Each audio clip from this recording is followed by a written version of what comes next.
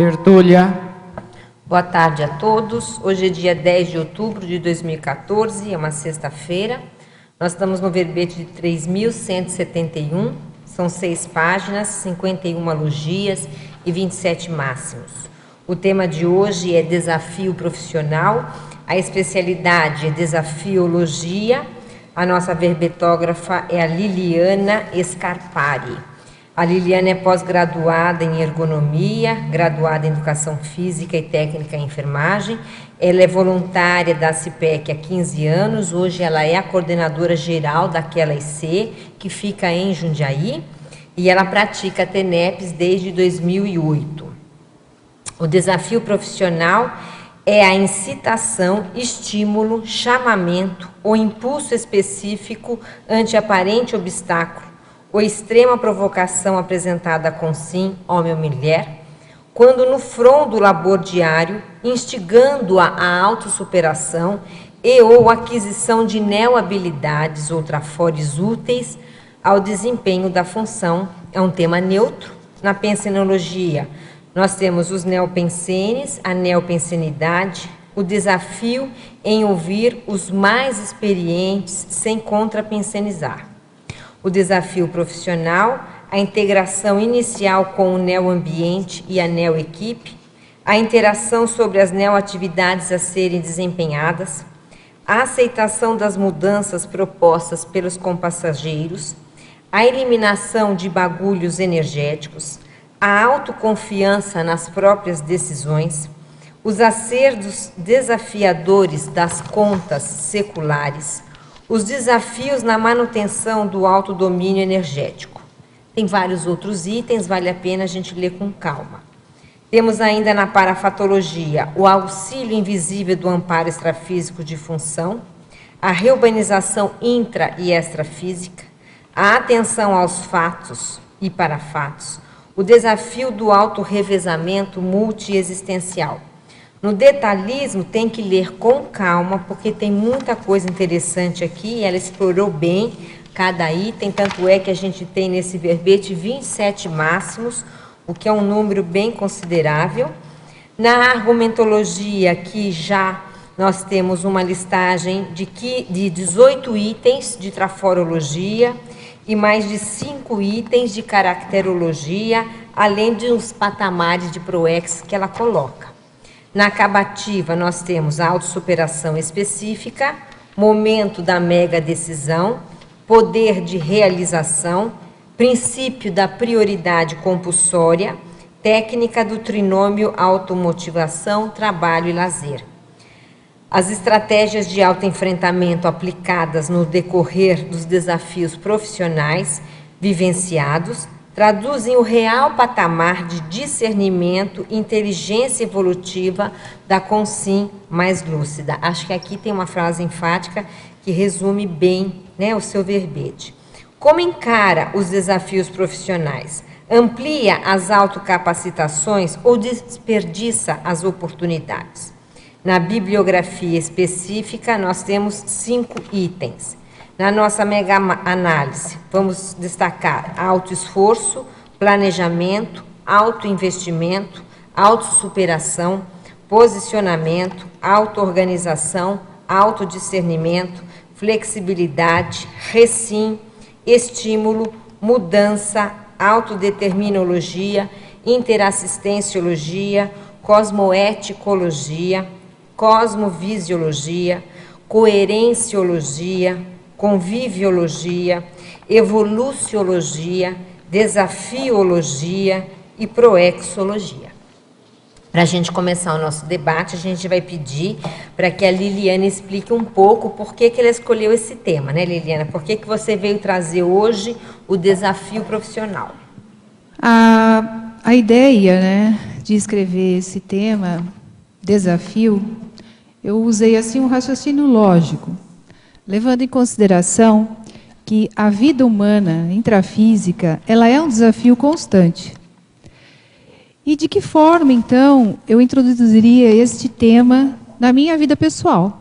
Eu penso que na nossa vida, ela tem várias áreas da nossa vida, ela é desafiadora. E aí eu pensei, bom, qual delas que eu posso alcançar, então, a informação e tentar ser mais assistencial? Então, eu escolhi, né, a profissão. A profissão não deixa de ser uma ferramenta evolutiva, onde você, através de todo o seu conhecimento, não só dessa vida intrafísica, né, mas das vidas antepassadas, você colocar em prática tudo aquilo que você aprendeu na questão assistencial.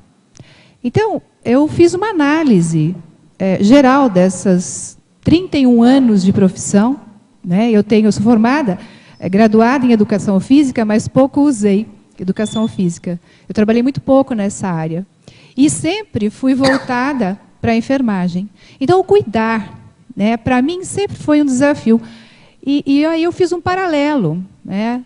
Antes do paradigma consciencial, que eu conheci há 15 anos atrás, praticamente, como é que era, então, toda essa trajetória que eu enfrentei, né? Então, foi um divisor de águas. Porque, a partir do momento que você tem mais conhecimento, você tem mais responsabilidade. Então, foi a partir daí que eu pensei nessa questão, né? Como é que eu poderia aproveitar melhor aquela oportunidade de trabalho?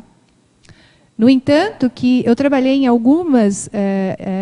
eu sempre trabalhei há 20 anos somente em ambulatório médico de empresa. E pouco trabalhei em hospital, né?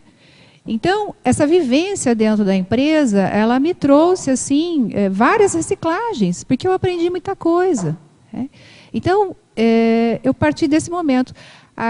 Como é que esse novo trabalho ele interferiria na minha vida de forma a reciclar as coisas? Quais seriam os desafios que eu tinha que superar, né, nesse contexto? Agora, sabe, Liliana, eu estou vendo você falar, você falou de desafios de uma maneira geral, né? Um livro interessante seria, se você quisesse escrever, você sabe que aqui senta a gente pede livro, né? Pronto, ela vai naquela lá que eu já quero falar.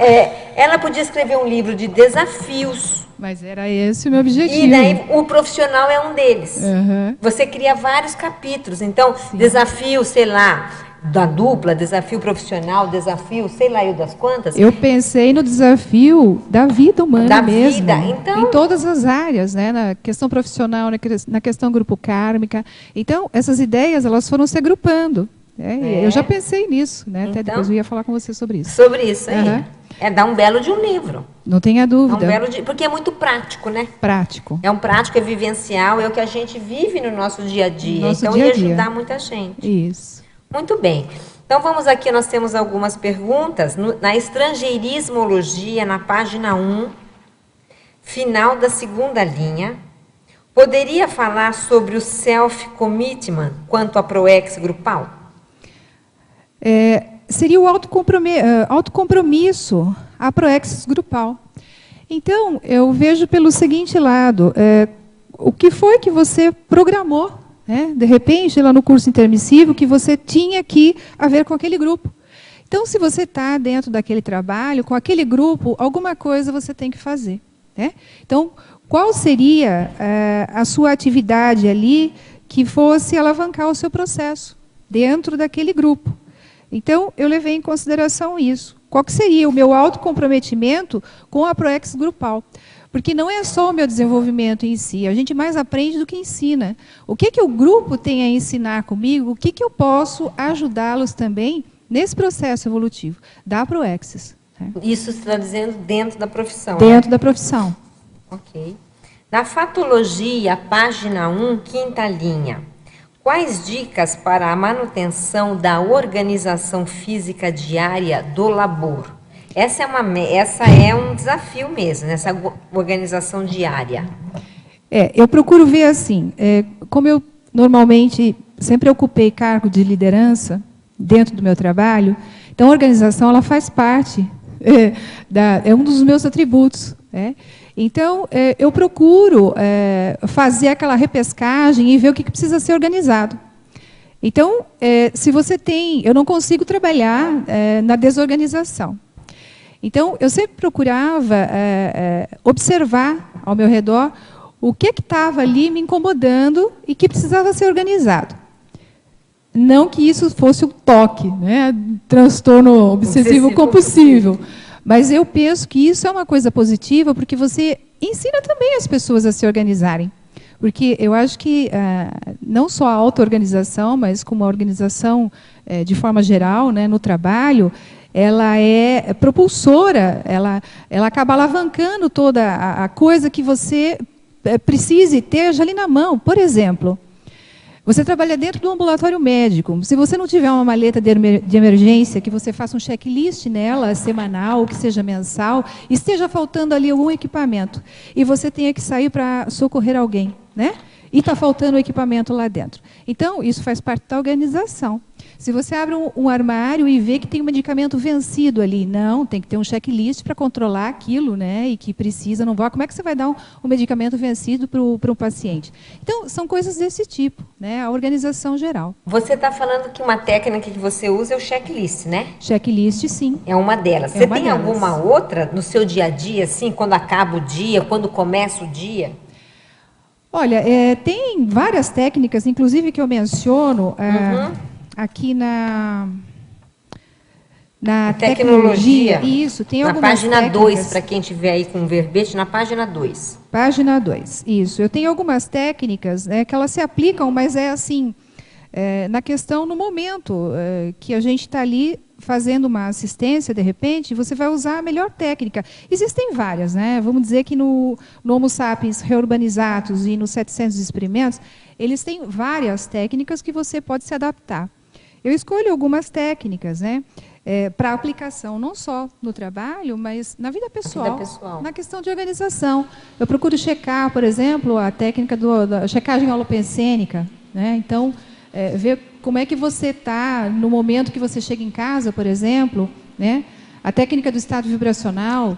Então, existem várias técnicas que você pode mensurar. A técnica do mal-estar, existem várias técnicas. Sabe por que eu estou te perguntando isso? Que hoje tem aquela suspeita, né, de um paciente com ebola. Aqui em Cascavel, não sei se vocês chegaram a ver, que vocês estão viajando, não sei se viram. É suspeita, não se sabe se é verdade. O paciente já está no Rio de Janeiro. Mas o fato é que toda a organização, que é a sua área da medicina, né, que eles tiveram que fazer para tratar desse paciente, esse possível paciente, é uma loucura.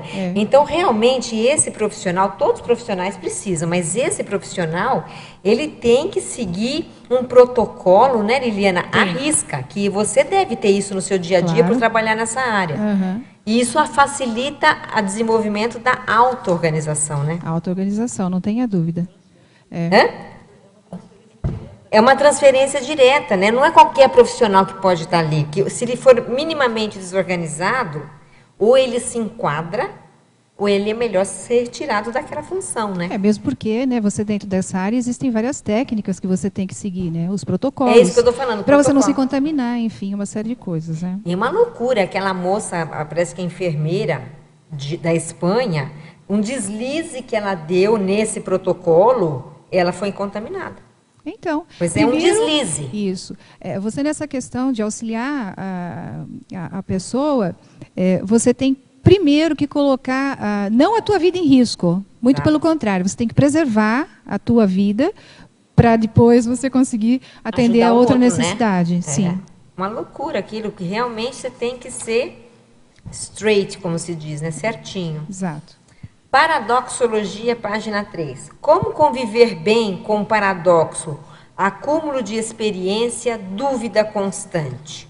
Com o crescimento da nossa bagagem experiencial, não teríamos menos dúvidas? Olha, eu penso que não. Nós estamos num processo evolutivo e a evolução ela demanda aprendizados constantes. Eu não posso dizer que eu sei tudo. Muito pelo contrário, eu estou aprendendo a todo instante. Uma orientação que é me dada, eu procuro sempre prestar atenção para ver o que eu tenho que aprender com aquilo, né? Então, eu penso que, por mais que você tenha uma bagagem de conhecimento, isso não significa que você saiba tudo.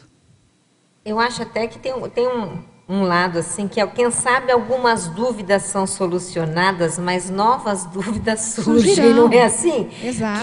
Que é o processo da evolução, né? Só sei que nada sei, por mais que eu estude.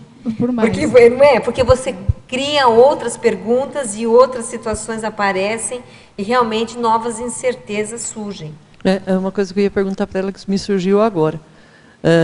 Vêm novas normas, vamos dizer assim, sim, né? E quem está habituado a trabalhar com a questão da segurança, quando recebe uma nova norma, como é que funciona a cabeça dessa pessoa?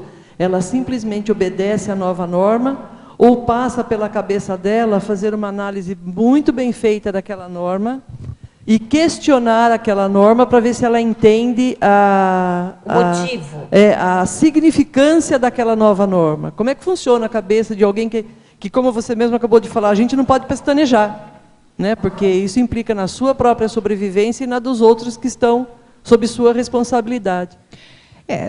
Nós que estamos dentro da área da saúde, mudam-se muitas coisas, porque muitas pesquisas, né?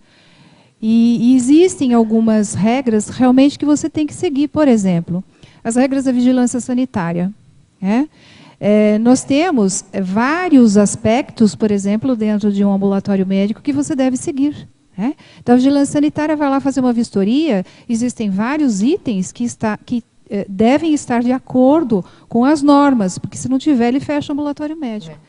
Então, agora, acho que nessa hora você não tem que questionar muito. Será não, que não tem? tem. Eu estou perguntando que eu também não sei. Ou você tem que seguir porque aquilo foi institucionalizado. Então, eu estava pensando assim, mas não na questão, não vou seguir ou não, mas um questionamento interno para se apropriar daquilo e ver a lógica daquilo, entendeu? Porque eu penso que se uma nova lei saiu, porque muita gente estudou e eles acham que aquilo deve ser correto. Então, a nossa adaptação ela tem que ser necessária. Você vai entender por que mudou e, de fato, nós, enquanto líderes ali no caso, você tem que orientar. Né? Orienta o porquê da mudança. E é importante se entender o porquê. Agora, veja só que bacana que é isso que você está falando. O problema de profilaxia, né? Sim. Com as energias é a mesma coisa, né? A mesma coisa. Quer dizer, a gente teria que aplicar tudo isso do ebola para o nosso corpo energético, para as energias que a gente interage, né? Isso. Para poder criar um ambiente mais saudável, equilibrado, né? Isso. Essa realidade puxa para a energia também, né? Sim, não tenha dúvida. Eu estava vendo esse rapaz que está com possível ebola, ele vai passar, fez exame agora, vai sair o resultado amanhã. Mas ainda se der negativo, daqui a 48 horas eles fazem um novo exame. E ele tem que ficar isolado. E ele vai ficar em quarentena igual. Quarentena, É o jeito, né? Uhum. Sindromologia, página 4, terceira linha. Página 4, sindromologia, terceira linha. Quais são as características de quem tem a síndrome do empregado? A síndrome do empregado é assim, se você está dentro de uma empresa, existem regras e as regras precisam ser seguidas. E não adianta você dizer que não vai seguir porque tem as punições. Né? Então, às vezes, por mais que você seja contra alguma norma da empresa, existe a questão da adaptação. Né? Então, eu coloquei como síndrome, porque é para você realmente não ficar chateado, porque, de repente, você quer fazer alguma coisa, existe uma norma que te limita a não fazer aquilo que você deseja. E aí você acaba ficando chateado, fala, poxa vida, né? Não, mas as regras existem e elas têm que ser seguidas. Né? Então, às vezes, essa questão, ela acaba desestimulando um pouco o empregado. Né? Mas é normal. A síndrome, então, seria uma espécie assim, de uma mini revolta, é isso? Seria uma mini revolta, digamos assim. As normas e procedimentos. Sim, revolta no seguinte sentido. De que você deve entender como é que funciona a logística do negócio na empresa. Que é o que ela estava falando, tá? né? Para que você não tenha isso, que eu acho... Porque, assim, se você desistir, aí pronto, entra o desafio, né? Se você desistir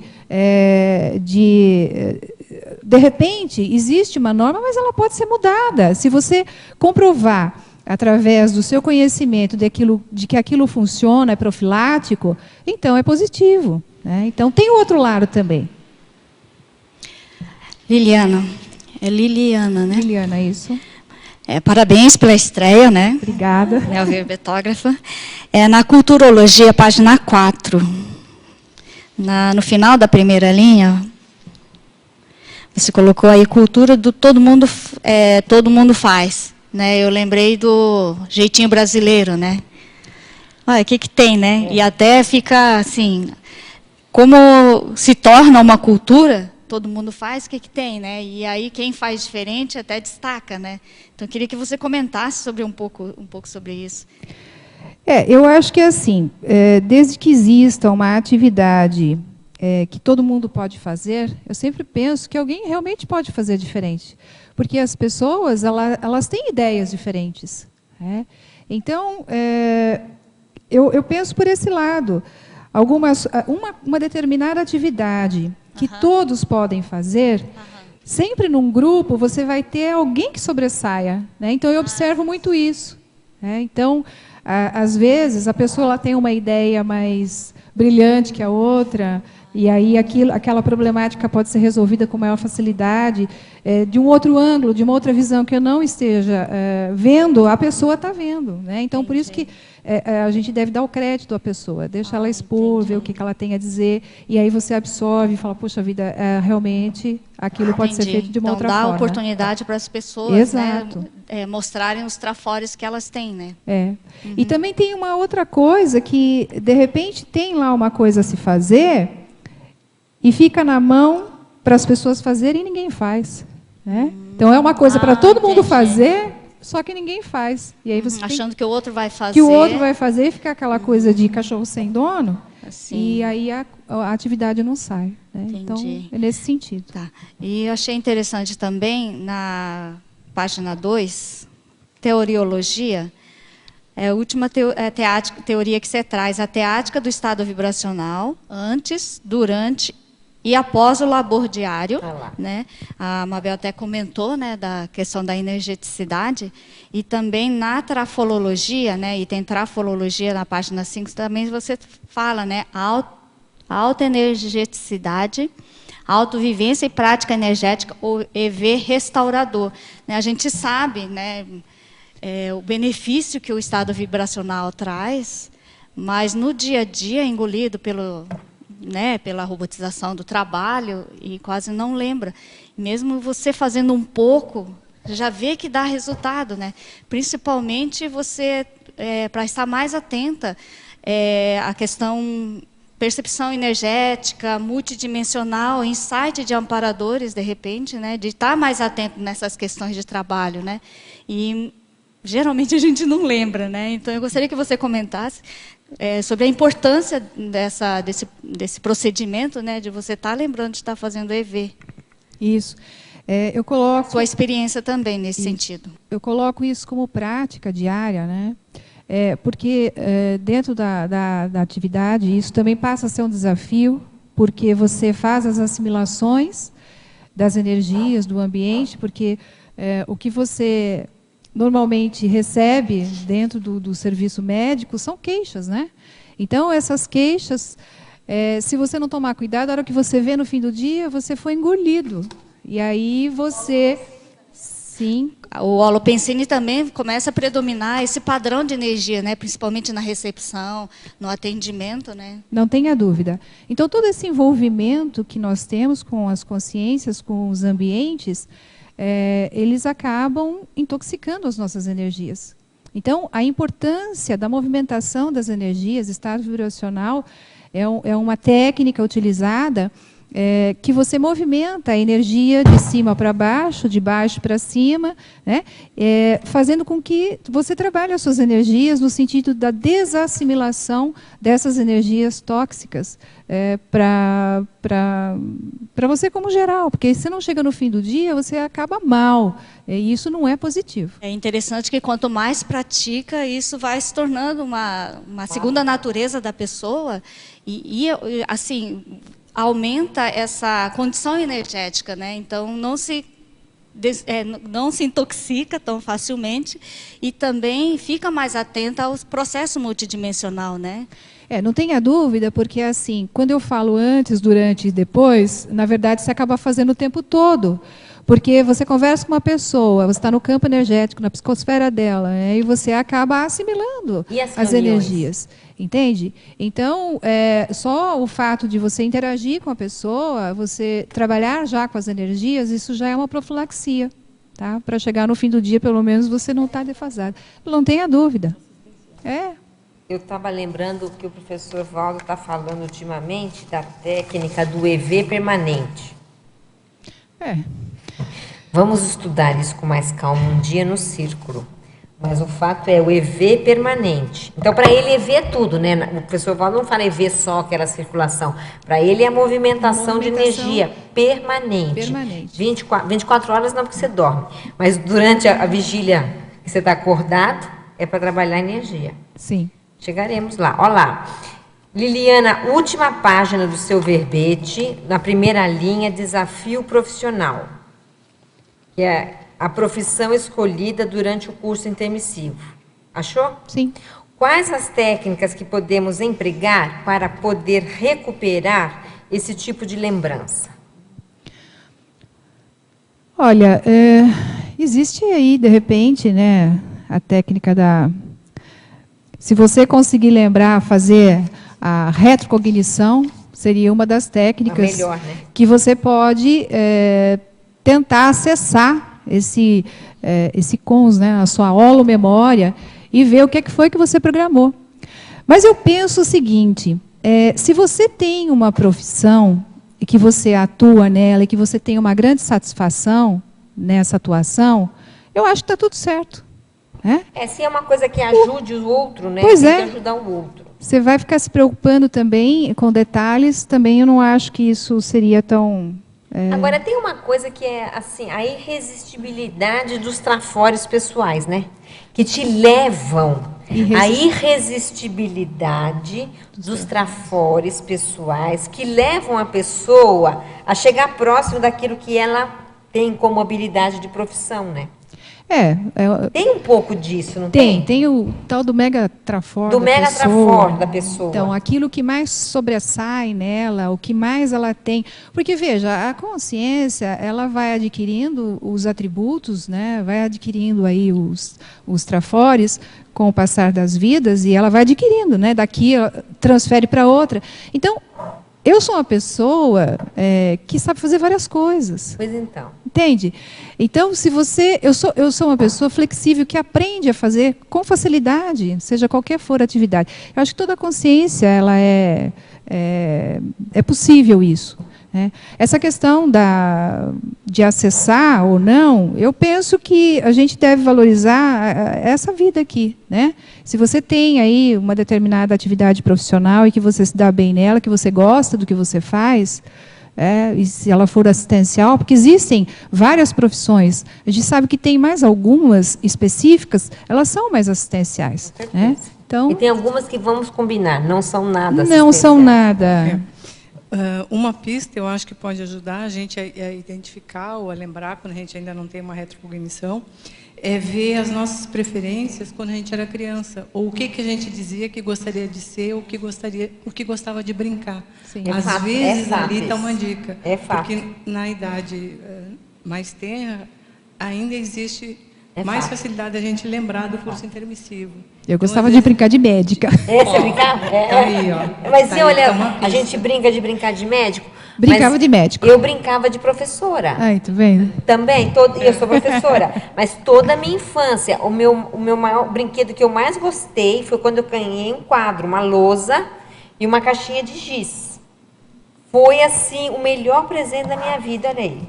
Deu no que deu. Deu no que deu. Tá vendo? Mas você tem razão. Eu gostava de defender as pessoas, os mais fracos. Olha lá. Acabei que virei defensora pública. Tá Olha lá, vendo? defensora pública. Sempre minorias. tem uma tendência, né, você a partir para isso. Desligou. Já que eu estou com o microfone, o que me chamou a atenção, o paradoxo... Qual é a página? Na página 3, na paradoxologia, Tá. o paradoxo da desistência profissional pelo excesso de dedicação ao trabalho. Quer comentar? Essa questão é assim...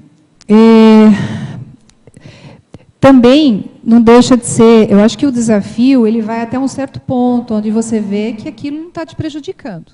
Né?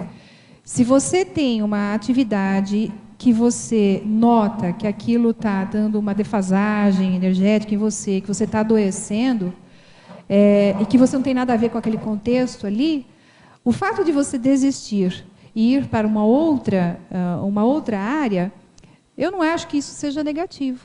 Então, por que aquilo tem que me adoecer? Se está me adoecendo, é porque não está fazendo parte do meu contexto. Então, eu penso por esse lado.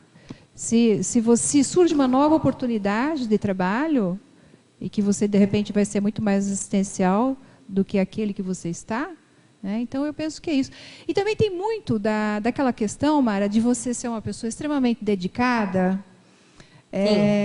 e assim, querer ver as coisas caminharem de uma forma que às vezes você não tem um controle sobre aquilo, porque aquilo não depende só de você. Claro. Então aquilo acaba te adoecendo. E eu não acho isso positivo. Não, daí não é saudável. Né? Não é saudável. Então foi por esse motivo que eu coloquei esse paradoxo. Entendi. Okay? Queria falar alguma coisa? Não? Já passou. Muito bem. Fatologia, página 1, 9ª linha. Poderia comentar a simplicidade autêntica geradora de empatia? É aquela coisa de sair do ego, né? Eu penso que a simplicidade de você dizer que não sabe, uma determinada... Se você tem que executar alguma atividade, aí você diz assim, eu não sei, né? Eu acho que isso acaba dando uma autoconfiança ali para o grupo, no caso. E você acaba gerando aquela empatia com a pessoa. A simplicidade é tudo, né? Então, não tem essa questão de orgulho. É porque isso faz a energia, inclusive, fluir, né? Não tenha dúvida. Você, nesse caso, está casando simplicidade com sinceridade. Né? Sim. Há uma sincronicidade grande entre as duas coisas. É verdade. Né? É verdade. Que, às vezes, o dizer não sei pode até ter uma conotação meio estranha. Mas a sua sinceridade em dizer não sei, estou aberta, vamos aprender juntos... Está funcionando. É que parece que dá o toque nessa sua fala aí, vamos dizer assim. Da empatia, que você acaba ganhando a amizade das pessoas com essa questão da simplicidade. Então... porque fica um pouco, fica mais normal, natural, né? Fica mais real também, porque ela está falando desse binômio, né? Fica mais real, mais verdadeiro. Mesmo porque a gente, como eu disse anteriormente, nós não sabemos tudo. Claro que nós estamos não. aprendendo. Claro que não. Para a fatologia, página 2, última linha. Gostaria que comentasse o desafio do autorrevezamento multiexistencial. Dentro de um grupo onde você é líder, um dia você já foi liderado. Então, existe esse revezamento. Então, esse autorrevezamento multiexistencial, ele vai... Nessa vida você é uma coisa, na outra vida você vai ser submisso a determinada situação para ter essa experiência. Então, isso não deixa de ser um desafio. Então, se você tem ali um grupo de pessoas com quem você trabalha, de repente, você também não trabalhou adequadamente em outra ocasião e agora tem que fazer uma gestão mais homeostática, né, diferente do passado. E tem esse autorrevezamento também da profissão, né? Sim. É a mesma profissão que a pessoa tem, às vezes, há 3 vidas. E ela vai, né, numa sequência. Isso tem muito. A gente tem casos, inclusive aqui na CCCI, de pessoas que lembram a última vida e elas tinham a mesma profissão que elas têm hoje, né? Eu ainda não acessei toda essa informação, não, nem eu. Mas eu tenho isso desde pequena, né? Então, eu tenho na família mais pessoas da área da saúde. E eu me lembro bem, quando minha mãe trabalhava no hospital, eu ia... Naquela época podia, né? Hoje já não pode mais. Eu entrava no hospital, eu tinha quanto? 10, 12 anos, para ir lá ficar com ela, olhando ela fazer as coisas. As normas mudaram, né? E sim, as normas mudaram. E eu adorava aquele cheiro do hospital, então parecia que aquilo já estava em mim já há algum tempo, né? E eu era na sala de aula. Pois é. Desde Então, a pequenininha. gente tem isso também, Tem. né? Eu acho esse autorrevezamento da profissão, ela é interessante de entender, né? Se a gente tivesse essas rememorações, até para poder tirar mais proveito, né? Da atual situação, né? Mas, por enquanto, ainda não é possível. Não, para né? todos não é possível ainda. Fatologia, página 1, final da segunda linha. Poderia falar sobre a atenção focada no propósito desafiador? Como a fatologia ela é um crescendo, então, quando você se depara ali com a neoatividade, né, você vai, então, fazer um pente fino em tudo aquilo e ver o que de fato, você tem que focar. Tá? Porque, de repente, você tem ali algumas normas que elas devem ser seguidas, que naquele momento, quando você entrou, não estavam sendo seguidas. Então, a prioridade é seguir as normas. Tá? Então, eu vejo por esse lado. Você tem que focar, de fato, naquele... Isso não deixa de ser um desafio, porque se até então ele vinha sendo de forma desorganizada e você tenta organizar, existem várias coisas, né, ao redor disso que, de repente, pode atrapalhar o fluxo da organização daquilo. Senão também você dispersa, né? Dispersa. Aí você não consegue se superar, não é isso? Acho que foi a ideia que você deu. Se você tiver um propósito, é mais fácil para superar. E outra, quando você começa uma atividade, né, nessa questão da atividade focada, você tem que dar uma acabativa nela. Tem um começo, um meio e um fim. Né? Então, é acabativa no assunto.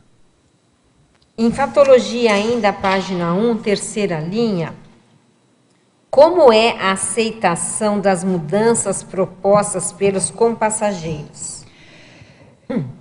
Como se trabalha em equipe, como eu disse anteriormente, às vezes, aquela pessoa que você não põe muito crédito nela, ela te dá uma grande ideia. Né? Então, você precisa ter esse abertismo na aceitação, né, dessa ideia, ou para aquilo que seja mudado, de fato, para uma coisa mais positiva. Eles têm, às vezes, uma visão maior, porque às vezes a gente está tão focado no macro, e às vezes o micro, que é o detalhe, é um ponto fundamental e você não está enxergando. Então, o compassageiro, que seria, no caso, as pessoas que estão ali ao seu redor, ele tem uma visão dessa questão aí. Aí não pode ter muito orgulho nisso, né? Não, né? Acho que o que atrapalha, né, quem sabe, seja o orgulho da pessoa de estar recebendo uma indicação de terceiros. Nessa mesma questão da aceitação das mudanças propostas, como é que você... O que você falaria para a gente da questão de antes da aceitação, a discussão no bom sentido, está no debate, que antecede essa aceitação? Eu penso que é flexibilidade. Nós temos que ser flexíveis com as mudanças.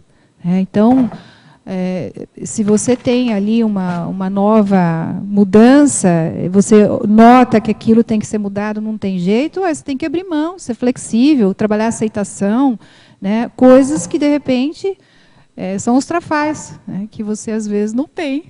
Às vezes o desapego, né? Sim. Porque às vezes a pessoa está lá 20 anos, chega um mais novo, com uma ideia nova. Pronto. É o suficiente para... criar um problemão. Criar um problema. Então, a gente tem que primeiro, ganhar a confiança das pessoas através da empatia, da sua sinceridade, mostrando que você está ali para acrescentar e não tirar o lugar de ninguém. E que é só assim que você consegue ganhar a confiança das pessoas para trabalhar com você.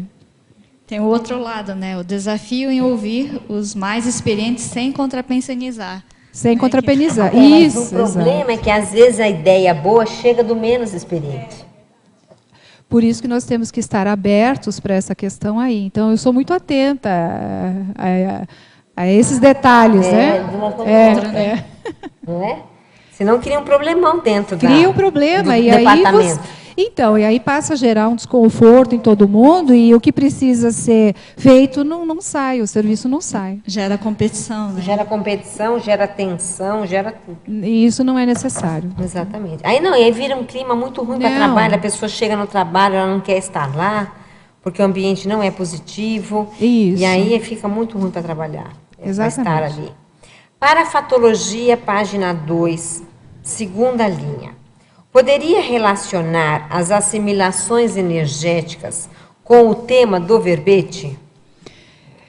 As assimilações energéticas, eu já mencionei anteriormente, com relação a toda a interação que você faz com as consciências ou com o ambiente em que você assimila as energias desse ambiente ou dessas consciências e você acaba ficando intoxicada, né? Então, ali seria realmente um desafio você manter a rigidez pensênica, né, inicialmente, para que as suas energias elas se mantenham também, né? Então, ao passo que se você trabalhar a questão energética, né, o estado vibracional, aí, estar atento a todo instante, isso não vai acontecer. Então, Principalmente naqueles trabalhos que se lida com gente, né? com pessoas, com né? muita gente, muita gente. atendimento, médico, professor. Sim, porque sim. você está o tempo inteiro ali. Ela também, no trabalho dela. Não, e as pessoas chegam no ambiente hospitalar, já vem aflita, nervosa, e quer uma solução com o seu doente. Claro. Né? Então, o profissional que está ali para atender não é inimigo, ele está ali para ajudar, né? Sim. Mas às vezes tem que se defender. Tem. As pessoas estão chegando, os parentes, mas também tem que entender que é normal que eles estejam ansiosos, né, por uma solução, a pessoa está mal. E dependendo da gravidade da doença, piora, né? A gente vê, né? Já apareceu na televisão médico sendo ameaçado de arma, porque tem que atender, tem que curar, né? Não é bem assim, né? É bem assim. Mas não é bem assim, né? É que chega aquele... Não deveria ser bem assim, né? É dureza. E aqui no Brasil é muito difícil também, porque o serviço, às vezes, público é bem ruim, então a pessoa fica na fila ali 5, 6 horas, né? Passando dor. Então, quando ela já chega para atender, o parente já está por aqui, né? Então, ele não aguenta aquilo. O descaso do sistema público, né? É difícil. Mas isso não é culpa do médico, é do sistema, né? É do sistema em si. Né? Sinergismologia, página 2, terceira linha. Poderia aprofundar o sinergismo, força presencial, autoridade cosmoética, fortalecendo o exemplarismo no labor? Olha, força presencial seria a energia que você tem, né, na sua psicosfera, o magnetismo que você tem em função do solo pensene. Então, tudo aquilo que eu penso, eu sinto, eu emano. Né? Essa emanação da energia é a nossa força presencial.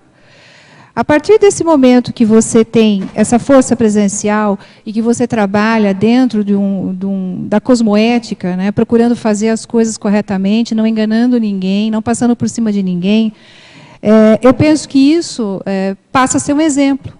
Tá? As pessoas começam a olhar, é aí que a gente começa a ganhar a confiança das pessoas, a partir daí, a partir do exemplarismo. É fato. Tá? Então, se você é uma pessoa exemplar, o exemplarismo tem energia. Né? Que energia é essa?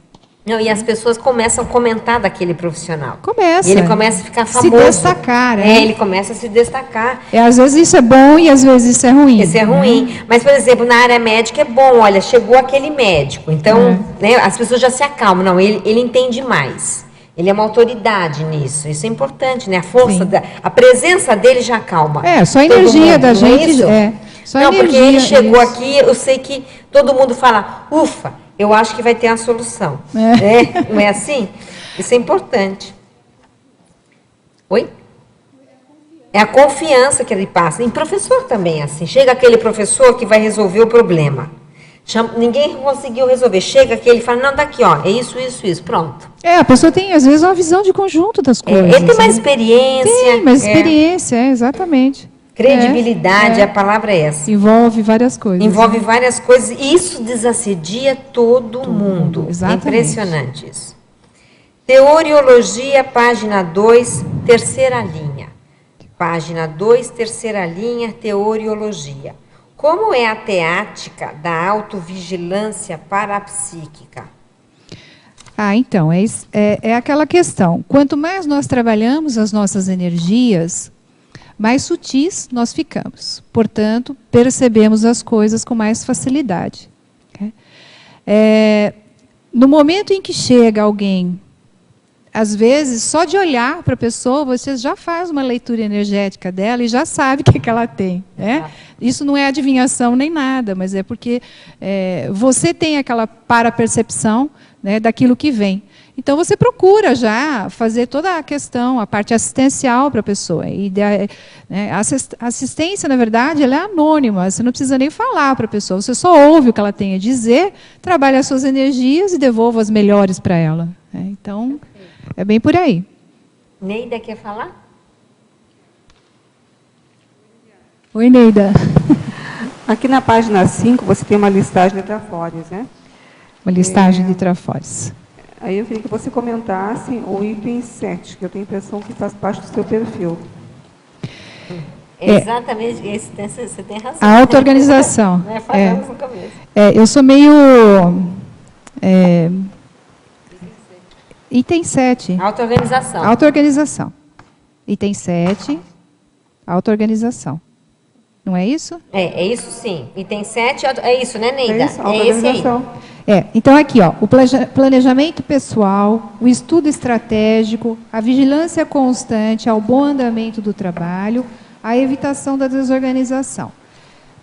Olha, essa é só uma técnica, né, que eu uso de ver realmente o que precisa ser feito ali, né, que é a questão do planejamento pessoal. Então, eu já levanto com as ideias na cabeça, já faço aquele estudo estratégico do que eu tenho que fazer lá no trabalho.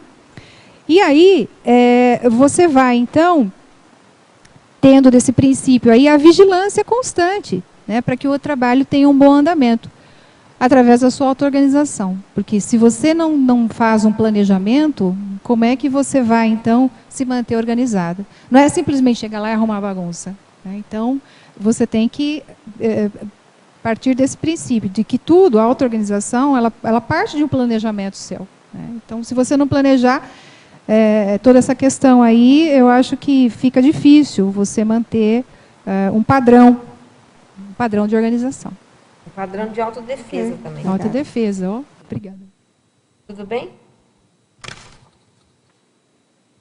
Tecnologia, página 2, última linha. A técnica da circularidade aplicada aos desafios profissionais evolutivos. Poderia exemplificar? Essa técnica da circularidade, ela está descrita no livro do Neologismos, né? Então, ela tem uma abrangência maior, mas eu estou focando ela aqui para a questão do desafio mesmo. Né? Então, seria aquela abordagem multifacetada, né, dos fatos e parafatos, ali dentro do trabalho. Então, você vai fazer uma abordagem ali do que precisa, né, no caso aqui, aplicado aos desafios profissionais e evolutivos. Você vai fazer uma abordagem daquilo que precisa ser, do que exige aquela atenção sua.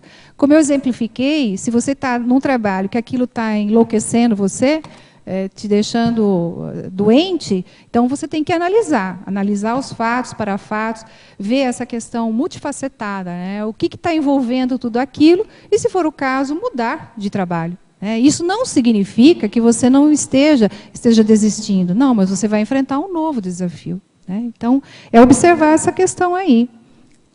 Agora, a Liliana tem uma pergunta que não quer calar. Pronto. Já que nós estamos há quase 1 hora, a minha pergunta é: qual foi ou tem sido os grandes desafios profissionais na sua vida? Os grandes desafios? Isso. As reciclagens, né? As autorreciclagens. Então, eu tive que rever muitos conceitos, eu tive que aprender a ser flexível, eu tive que aprender a aceitar as coisas. E a partir daí, você começa, então, a refletir sobre vários aspectos, né? E que, de fato, não dá mais para ser daquele jeito, você tem que mudar.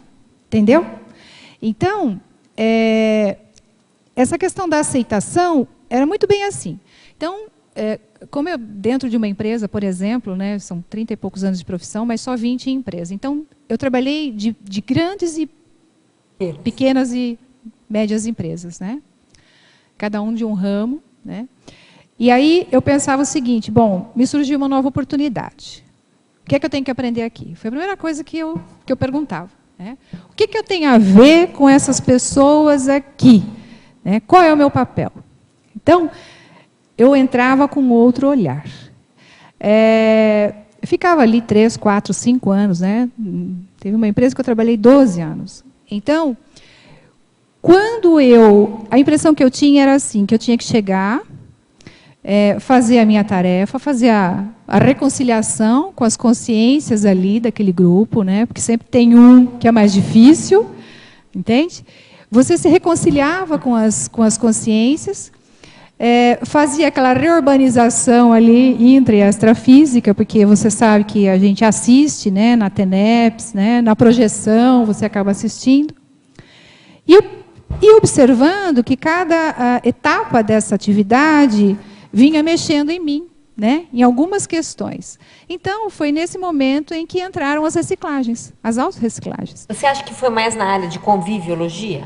Sim, no entanto, que eu estou até escrevendo um outro verbete relacionado à conviviologia. Então, eu pensava o seguinte, qual era o problema, né, de relacionamento que eu deveria ter com essas consciências anteriormente? Então, eu refletia muito sobre isso. Então, em que momento eu tive uma liderança patológica e que agora eu venho com uma liderança mais homeostática, tentando não só superar os meus trafares, mas também ajudar as outras pessoas. Né? Então, por isso que eu digo que a gente sempre aprende muito mais do que ensina. Né? Então, foi bem por esse lado aí. E vem a calhar a pergunta, então. Fala, pode falar. Não, era isso. Quer falar alguma coisa? Você há pouco falou do autoenfrentamento, das reciclagens que você sentiu necessária de fazer como resposta à pergunta dela. Esses autoenfrentamentos, antes da gente promover as reciclagens, elas geram desconfortos. Crises. São crises. E esses desconfortos, intrafisicamente, às vezes faz a gente tomar alguns rumos por conta de se livrar do desconforto, né? Fale um pouquinho para a gente como é que você trabalhou essa questão desses desconfortos naturais nesses momentos. É interessante a Carmen perguntar isso, porque assim, eu fiz um curso de saúde consciencial, né, da OIC recentemente, e eu achei que foi assim também um divisor de águas, né, que eu pude rever várias coisas. E eu sempre uso aquela técnica do desconforto. Tá? Então, eu mapeio, né, os desconfortos que vão me acontecendo durante o dia. E aí eu vou... chega no fim do dia, eu faço um resumo e vejo, porque no dia seguinte, eu tenho que superar aquilo. Entende? Então, para superar aquilo, eu tenho que abrir mão, eu tenho que ter flexibilidade. Então, eu tenho que tender a qualificar alguns atributos que eu tenho. E não é fácil. Né? Então, a gente sabe que quando a gente se depara com uma situação que você vê que tem que ter a mudança, porque não dá mais para ser daquele jeito, isso gera uma crise na gente. Então, essa técnica do desconforto, ela foi muito positiva, porque eu comecei a observar que por uma semana eu tinha aquele desconforto. E aquilo não era bom para mim. Né? Então, eu tive que mudar. Então, foi aí que entrou, né, o momento da mudança, da reciclagem daquilo. Então, eu acho que isso é lucidez, é discernimento. Então, chega um momento em que a assistência ela tem que ser feita e que quem tem que mudar é você, não é o outro. Tá? Então, eu penso por esse lado. Nessa hora a gente passa o gargalo. Não, passa o gargalo. Não é isso? Então, na hora que a gente percebe que o problema é nosso...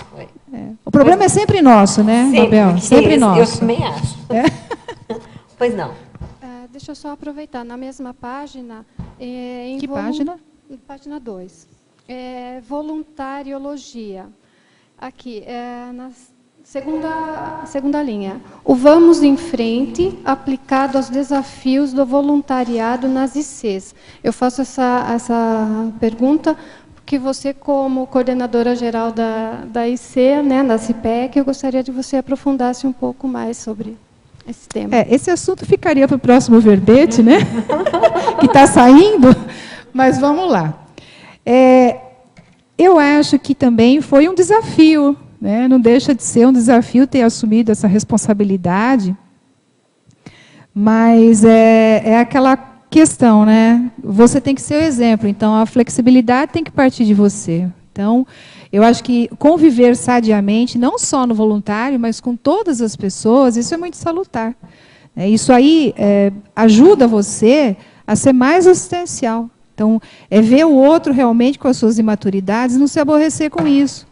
Porque, na verdade, o problema é a gente, não é a outra pessoa. Então, esse convívio dentro do voluntariado tem sido um aprendizado, né, nesses últimos anos aí, que a gente tem essa questão de abrir mão das coisas.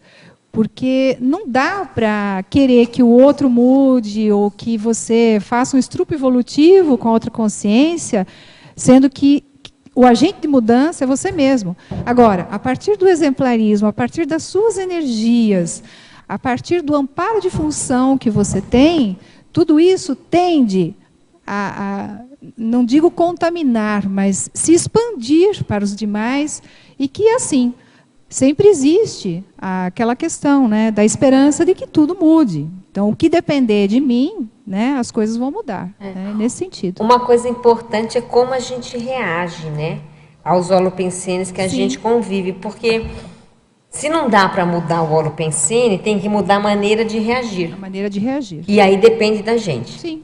É o que ela está trazendo, né? Agora vai encalhar a pergunta, porque tem a ver com tudo que você falou nos últimos 10, 15 minutos. Colegiologia, página 2, segunda linha. Poderia falar do colégio invisível da conviviologia?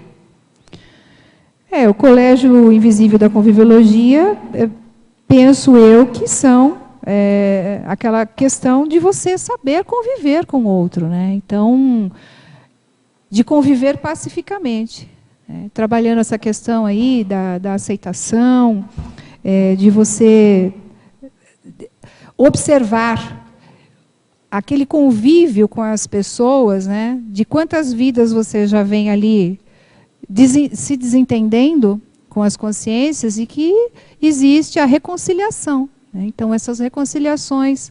Então, eu acho que esse colégio invisível da conviviologia, ele ajuda nesse sentido, né? Consciências que possam nos auxiliar nessa questão do convívio sadio, homeostático. Se eu não me engano, é a Sandra Tornieri que coordena esse colégio. É mesmo? Se eu não me engano, é esse grupo, né, que trabalha com questões...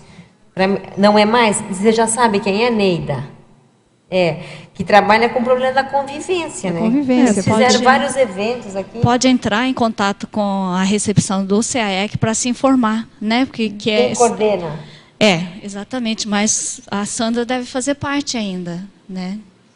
Então, entrar em contato para participar, que ocorrem reuniões virtuais. Virtuais, exatamente. Né? E, eventualmente, em reuniões presenciais, mas mais virtuais. Então, o pessoal trocam ideias, né? Fazem também, buscam reciclagem. Tanto é que uma das coordenadoras era argentina. A outra coordenadora era argentina, ou seja, virtual. Então, neo-ideias a respeito da conviviologia, né? Então, é bem interessante. A convivência, ela é um desafio, né? Ela é o maior desafio, quem sabe ela é o mega. Porque senão... Sim, porque se não fosse por isso, será que a gente teria que renascer? Entendeu? Se você está dentro de um grupo karma... Qual seria o motivo se não for por isso, fala, Mara, fala o que você acha. A convivência é uma grande oportunidade que a gente tem de aprender a se conhecer e também a fazer as reconciliações que a gente precisa fazer, né? Se a gente não aproveita, é perda de oportunidade evolutiva. Exatamente. Não tenha dúvida. Não é isso? Então, esse colégio ele é fundamental. O estudo desse tema é fundamental. Liliana, efeitologia, página 2, primeira linha. Poderia explicitar a autovalorização enquanto efeito do enfrentamento do problema aparentemente sem solução? Olha, para mim isso é uma satisfação, porque você tem uma problemática. Ao redor disso existem N questões que, de repente, impedem você de resolver aquela problemática. Tá? Aí, quando você Aí é um vai... desafio. É um desafio. E quando você vai justificando, quando você vai tentando abordar, mostrar que, de repente, aquilo precisa ser mudado, e aquilo mudou, você valoriza aquilo. Foi uma experiência, uma vitória sua. Então, eu valorizo muito isso. Né? Eu sou uma pessoa, Mabel, que gosto de desafios. Né? Não, você está escrevendo, vai escrever um livro, ela vai escrever um livro. A minha vida inteira sempre foi. O próximo desafio seu é esse. Pois é. A minha vida inteira sempre foi um desafio nas várias áreas. Né? Então, eu vejo que, quando termina um desafio, eu já sei logo que vai começar outro. Que bom. Quando eu entro numa empresa, eu sei que meu tempo ali é curto. Quando eu percebo que eu já não tenho mais aquela motivação, aquele estímulo, eu já sei que eu vou mudar. E aí me aparece uma nova oportunidade de trabalho. Olha, nós temos 20 Cs hoje, não é isso? Não é isso? Então, olha, ela está na CIPEC agora. Então, depois que ela superar, blá, blá, blá, ela tem mais 19. Ó, o pessoal da CIPEC está me assistindo aqui.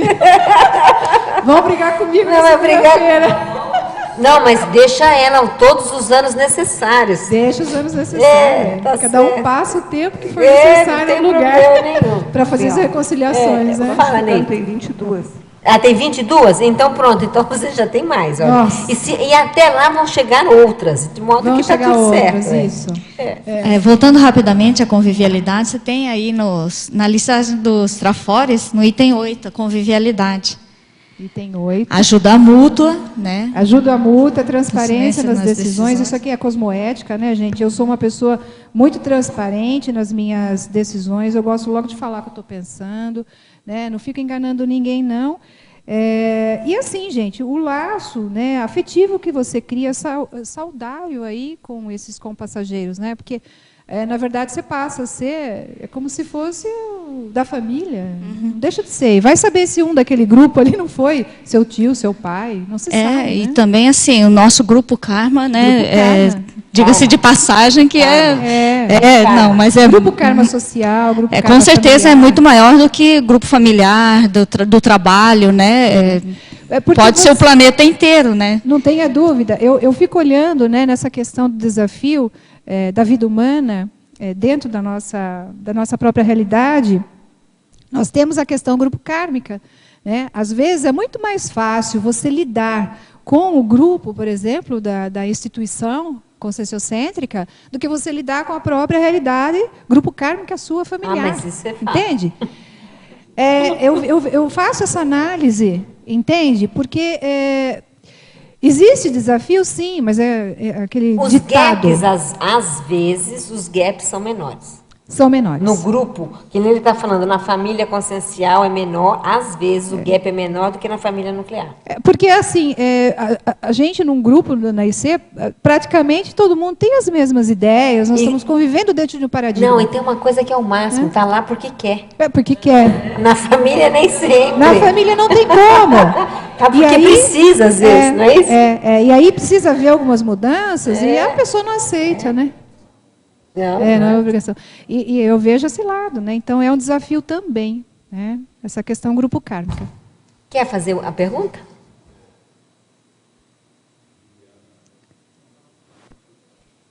Demora um pouquinho para ligar.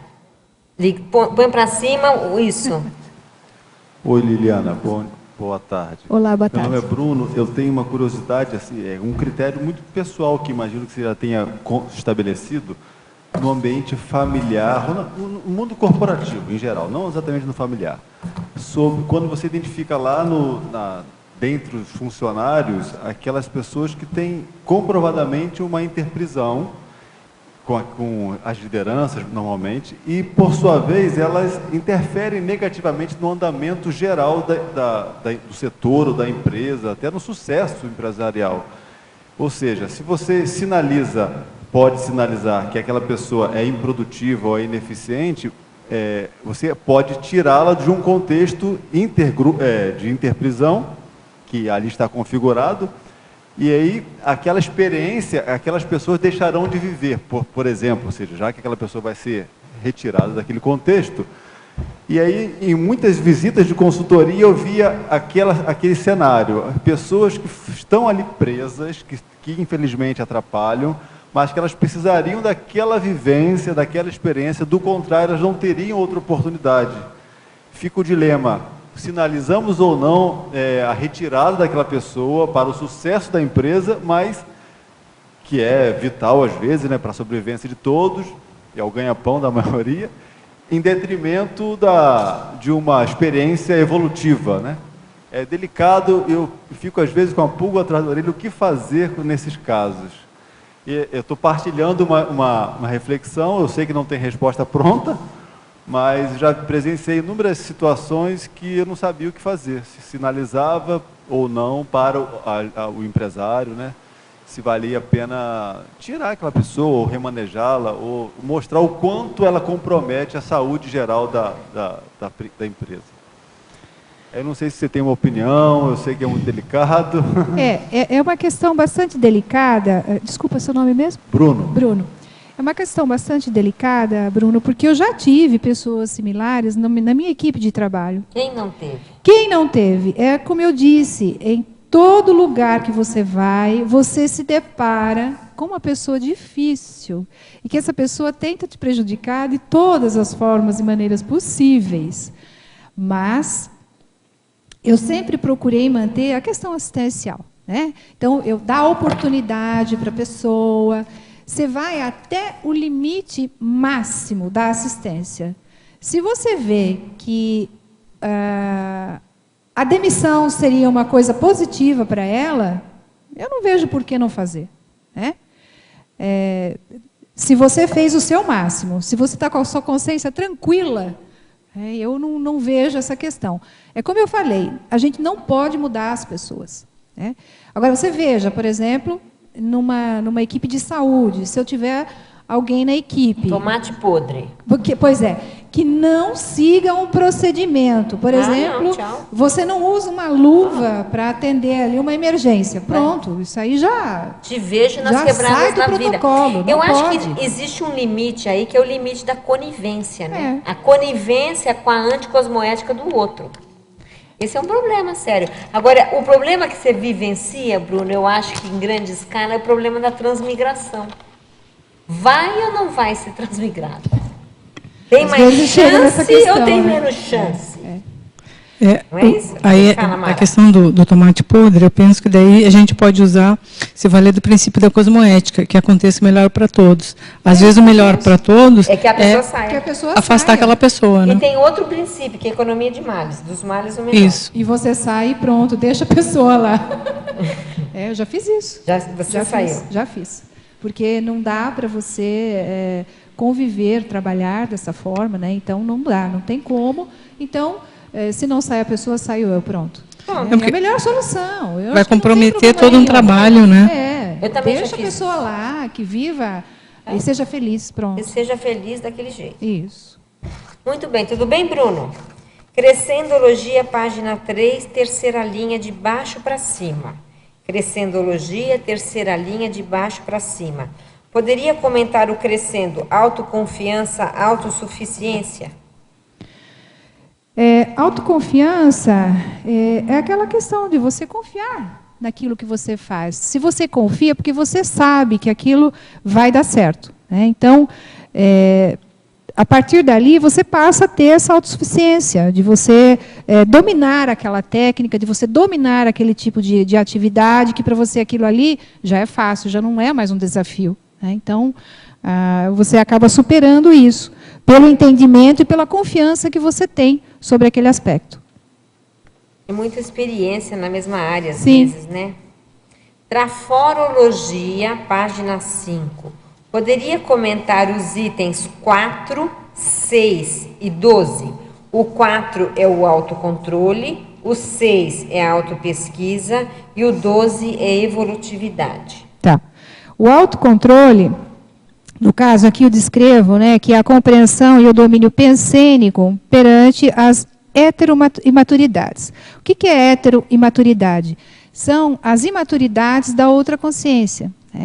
Se você tem um grupo, você nota que ali está tendo um comportamento que não seria adequado, ou que a pessoa faz as coisas achando que está certo, ou que ela tem uma dificuldade de relacionamento, eu acho que parte de você, que tenha um pouco mais de domínio, né, sobre esse aspecto, que você, no caso aqui o autocontrole, que você compreenda, então, né, que você seja compreensivo com as imaturidades da outra consciência. Então, a compreensão e o domínio pensênico perante as imaturidades. Então, você tem um autocontrole. Não se descontrolar com as imaturidades da outra pessoa, porque senão você acaba brigando com o companheiro, com o passageiro evolutivo, e isso não vai te levar a nada. Né? Discussão não leva a nada, a menos que seja um debate salutar, positivo, mas essa questão de você perder o controle, você já perdeu a razão. Tá? Então, eu penso bem por aí. E voltando isso, depende da gente. Sim, não tenha dúvida. É o autocontrole mesmo. O item 6, né, autopesquisa, a utilização de planilha de autoavaliação quanto à pensenidade e os desconfortos na profissão, a fim de criar estratégias para melhor desempenho. Foi uma das planilhas que eu usei nessa questão de você mapear o seu pensênio e os seus desconfortos. Aí você faz uma abordagem e vê o que precisa ser melhorado. Então, eu chamo isso de uma autopesquisa. Né? Eu não vou pesquisar o outro, eu tenho que pesquisar a mim mesma e ver o que eu preciso reciclar em mim para que eu consiga conviver mais sadiamente com os compassageiros ali, né? Ultrapassando esse desafio aí. Tá? E aí tem 12, evolutividade, a valorização evolutiva dos desafios, as posturas e ações exemplaristas. Eu acho que, quando você ultrapassa um desafio, isso é um salto quântico. Né? Como eu sou uma pessoa que gosta de desafio, eu tenho lá uma meta a cumprir. E eu vejo que eu consigo chegar a cumprir, porque o objetivo é uma coisa, né? Meta é outra. Tá? Então, você ultrapassa o objetivo, você ultrapassa a meta, nossa, aquilo é uma vitória. Isso é um passo na evolução para mim. É uma satisfação. Então, eu já olho aquilo, não é nem questão de ego, de orgulho, não é nada disso. Mas eu vejo aquilo como coisa positiva, que eu consegui superar. Então, eu acho que isso é bem importante aí dentro da questão da evolução. Ok. Me passaram aqui os nomes das coordenadoras do colégio, da Conviviologia. É realmente a Mariana Nieto, a Denise Tornieri e a Sandra Tornieri, para quem tiver interesse. Muito bem. Vou entrar em contato com ela. Isso. Página 5, no final, patamares. Poderia comentar com exemplos o item 1, desafio pessoal? O desafio pessoal aqui eu coloco... quando você tem realmente, ou você observa que você tem que mudar, tá? Mas a mudança, ela não se dá de um dia para o outro. Então, a gente entra em acronêmica. Então, existe um tempo para a mudança. E, às vezes, nem nesse tempo você consegue mudar. Parece que nós temos várias vidas. Entendeu? Por isso que a gente tem várias vidas, né? Que não deu, se bem que nós não podemos empurrar com a barriga. Não podemos, exatamente, não ser autocorrupto. Exato. Então, se você consegue, dentro deste processo de reciclagem, você vai abrindo novas sinapses, vai vendo que aquilo ali já não é mais uma coisa tão importante, você já vai melhorando essa questão aí desse desafio pessoal. O desafio pessoal, na verdade, nada mais é do que as reciclagens que você faz dentro de um tempo. Tá? Então, agora, é claro que se você for uma pessoa mais esperta, com discernimento... Né, mais taque psíquico, você recupera mais rápido. Então, você já passou na frente do outro. Então, eu vejo por esse ângulo aí também. Então, você ficar esperto, ligado, de fato, o que a multidimensionalidade quer dizer para você. Claro. Às vezes você tem tantos insights, tantas coisas ali que precisam ser melhoradas para que você consiga desempenhar uma atividade que está por vir e você não se dá conta disso, você não está ligado, né? Não tem aquela visão ampla do negócio. Então, fica dentro desse contexto aí das reciclagens. Tá? Autorreciclagens. Tecnologia, página 2, terceira linha. Qual a dinâmica da técnica do enfrentamento do mal-estar, que você comentou há pouco? O enfrentamento do mal-estar é a identificação de uma situação. Então, tem uma situação ali no seu trabalho que aquilo te gerou um desconforto, te gerou um mal-estar. Então, você deve anotar. Porque se todo dia você tiver aquela mesma situação e você tiver aquele desconforto, então, alguma coisa precisa mudar. Então, você tem que rever os seus conceitos. Na verdade, é enfrentar isso, né? Sim, você tem que rever os conceitos e enfrentar isso aí, né? Esse desafio aí. Porque, às vezes, a pessoa está sinalizando para você uma coisa que você tem que mudar, e você ainda não se deu conta disso. E aquela situação vai aparecer várias vezes, e o desconforto em você também, várias vezes. E aí você nota, o que você precisa mudar? Para que isso, que eu não sinta mais isso. É claro que você superando esse desconforto, vão aparecer outros. Mas também não dá para a gente fazer tudo de uma vez. Então, eu penso que devagar. Então, você começa... Eu tenho, por exemplo, uma taquicardia quando o meu chefe vem falar comigo. Ó. Taquicardia é a aceleração do batimento cardíaco. Por que eu fico assim toda vez que o meu chefe vem falar comigo? Questione. Se o meu chefe vem falar comigo 4 vezes no dia eu tenho essa taquicardia. Tadinho. Qual seria o motivo? Tadinho. Então, você vai se auto-observar. Eu tenho que parar, trabalhar um pouco mais a minha ansiedade... eu tenho que ter um pouco mais de autoconfiança, eu tenho que deixar de ser autocorrupto e preparar o trabalho que ele me pediu, assim ele não vem me cobrar, e não me dá taquicardia. Então, são desafios que você vai superando. Então, você tem que observar isso. Então, eu transfiro essa mensuração cronicamente, né? Cronemicamente, devagar. Então, um passo cada vez. Agora, se o seu chefe vem falar com você, além da taquicardia, te dá vontade de ir no banheiro, aquele desconforto, né? Aí já na barriga, que você precisa sair correndo. Então, são 2 coisas que você tem que observar. Por que dá batimento cardíaco acelerado e por que você tem dor de barriga? O que está acontecendo? Né? Então, você vai Qual é o medo, isso. né? Qual é o medo? Então, é o medo, qual uma a série raiz de do coisas. medo? Exatamente. Tá? Muito bem. Parafatologia, página 2, terceira linha. Poderia comentar a reurbanização intra e extrafísica? Eu noto muito bem isso a partir do momento quando eu começo numa atividade nova, onde eu mexo com tudo, né? Mexo com tudo. Bagulhos energéticos, faz aquele 5S, joga tudo fora que não precisa. 5S. Entendeu? Então, eu sou bem assim, aquela concentrator, né, que você chega já derrubando tudo, arruma tudo e vamos construir de novo. Tá? Então, mas isso tudo num bom sentido, né? Para ganhar a confiança do pessoal, então não vai se mexer em nada sem antes conversar com ninguém. É claro que a gente tem esse discernimento, né? Você chega lá no ambiente, você tem 10 pessoas trabalhando com você, e você chega lá, você já quer derrubar tudo? Não, isso não é positivo. Então, você vai tratando isso devagar, que você vai fazendo a reciclagem intrafísica e das consciências extrafísicas também, que estão por aí. É impressionante como entendeu? isso funciona, né? Funciona. Limpar um ambiente intrafisicamente que dá repercussão extrafísica. Não tenha dúvida. Não há erro nisso. Eu vou contar essa do bagulho energético, uma experiência que eu tive nessa última empresa que eu trabalhei. A gente tinha lá uma caixinha de areia com umas pedrinhas, né, brancas, e tinha aquela... não me lembro o nome agora. É uma coisinha japonesa, né, que você passa ali a... Jardim japonês, Jardim isso. japonês. Que tem um rastelinho, né? Então, esse rastelinho ficava numa mesa e as pessoas sentavam ali para esperar a consulta médica ou para ser atendido por mim ou para alguém da equipe ali.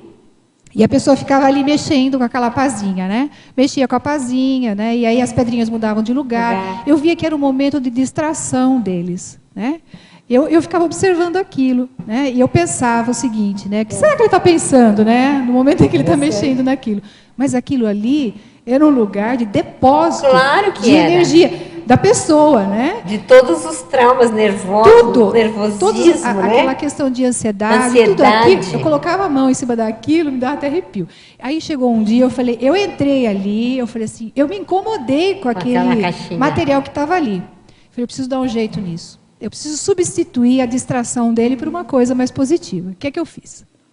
Aí eu pensei, fiquei quebrando a cabeça. Eu falei assim, eu preciso dar alguma coisa que faça eles refletirem, né? Distrair é melhor. Levei um pote de vidro grande, bonito, cheio de pedrinha. Ah, antes disso, eu cheguei no ambulatório, eu me incomodei. Eu olhei para aquilo, eles tinham feito carinhas nas pedras. Triste ou feliz? Não, carinhas tristes. É, esse que é o problema. Feito carinhas. Eu falei, agora chega. Joguei fora, catei aquilo. A pessoa chegou no dia seguinte e disse assim, cadê aqui o negocinho? Eu falei, não sei. Caiu água, estragou. Não vi, né? Cachorro Como se eu não derrubou. tivesse... Como se eu não soubesse de nada. No dia seguinte, eu fiquei imaginando o que é que eu ia colocar ali para substituir, né, algo que eles achavam falta ali. Aí comprei um pote de vidro branco, bonito, transparente, cheio de pedras embaixo, né? Deixei as pedras dentro do pote. Peguei o livro, foi de Mega Pensenes, né, Trivocabulários. Esse é bom. E escrevi frases na sulfite, recortei tudo, dobrei em papelzinho e coloquei lá dentro. Minutos de sabedoria. Minutos de sabedoria. A primeira pessoa que entrou no ambulatório médico, foi a médica. Ela entrou, ela falou assim, nossa, o que é isso? Eu falei, a substituição de algo negativo para um positivo. Ela falou assim, é para tirar um papelzinho? Eu falei, é. Ela tirou um papelzinho, ela leu, ela viu, como que você sabe disso? Né? A frase que estava escrito era para ela. Então, a partir desse momento, eu achei o médico, falou assim, nossa, e todas as pessoas que sentavam ali e tiravam o papel, elas ficavam olhando para a minha cara, assim, tipo, com aquela cara de paisagem, né? Acho que isso é para mim. Eu falei, por favor, reflita sobre o que está escrito aí no papel. Então, foi uma experiência interessante. Ela muda o ambiente, muda né? O ambiente, é. Colegiologia, página 2. Poderia falar da relação do colégio invisível dos evoluciólogos com o tema apresentado? Olha, como eu falei de curso intermissivo, para quem teve curso intermissivo, né, que não são todas as pessoas que têm, né, o curso intermissivo ele se dá através do momento em que a consciência ela tem uma maturidade, né, na questão assistencial.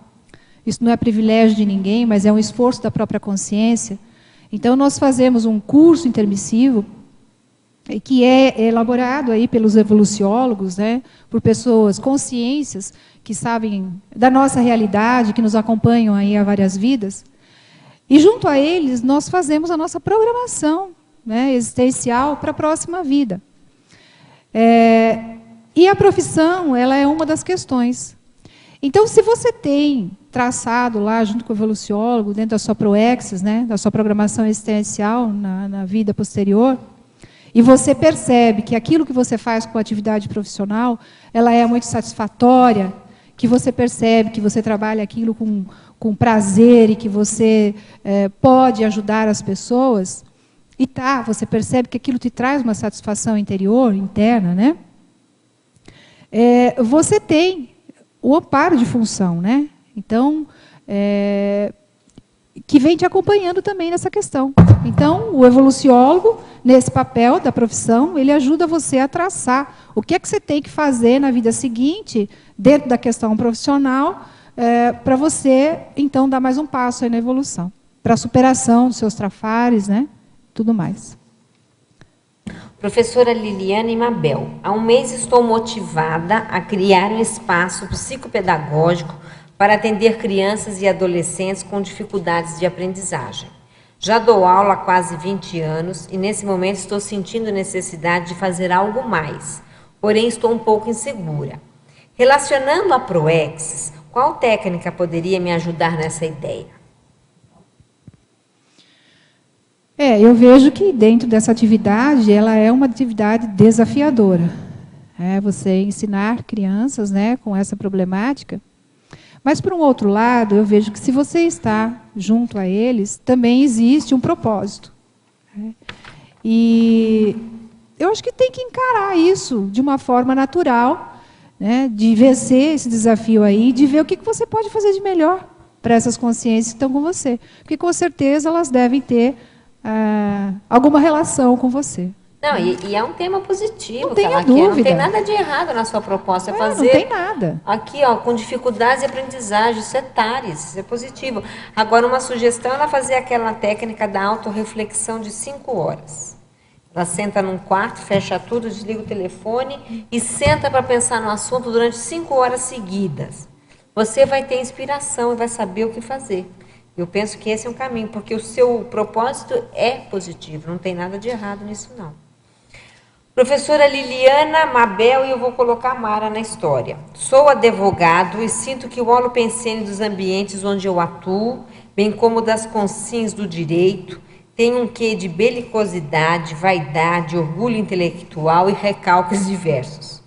Poderia comentar a situação e falar sobre como sobrepairar o processo, de forma a continuar a ser eficiente e, ao mesmo tempo, sem me envolver com este holopensene? A gente fala você, depois eu passo para a Mara. Não tem como você ser um profissional em que você não se relacione aí com as pessoas, com os ambientes, né? Então, tem essa questão, né? A questão do direito de trabalhar com essa belicosidade aí é natural da profissão, né? Assim como a minha profissão não tem como trabalhar sem as queixas, porque o que você recebe é só queixa, né? Então, dói aqui, dói lá, não sei o quê. E o que importa é assim, é você manter o seu padrão de rigidez e não se envolver com o problema do outro. E de que forma você pode assistir melhor esse seu cliente, no caso, é cliente dele, né? Acho que não é só cliente, é o ambiente que ele vive, né? Ele está falando aqui, ó, os fóruns, as salas de audiência, os advogados, os juízes e os promotores.